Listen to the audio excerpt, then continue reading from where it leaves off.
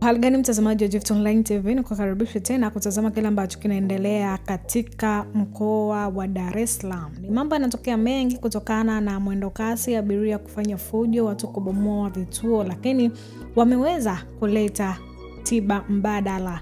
Mabasi mapya ya mwendo kasi ya kampuni ya MOFAT leo Oktoba 2 yameanza kubeba abiria wa Mbezi Kimara ili kuondoa kero kubwa iliyokuwepo katika barabara hiyo ya upungufu pamoja na ubovu wa mabasi ya mwendo kasi.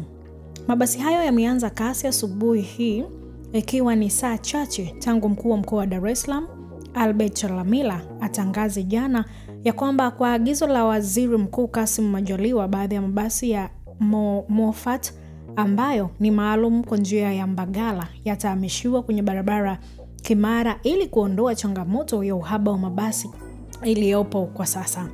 Mabasi haya mapya leo yameanza kubeba abiria kwenye barabara ya mwendo kasi kuanzia Kimara mwisho kuelekea Gerezani, Kivukoni na Moroko, ambapo Gift Online TV asubuhi hii imeshuhudia abiria wakipanga msafara kuyapanda mabasi hayo, huku mkurugenzi mkuu wa UDART Waziri Kindamba akiwepo eneo la tukio kufuatilia kwa ukaribu. Hii ni Gift Online TV, usisahau kusubscribe, kushare, like pamoja na comment, lakini wewe ulifanya kitendo hicho nikwambie shukrani sana. Endelea kufuatilia, usichoke kututazama. Hii itabaki kuwa Gift Online TV.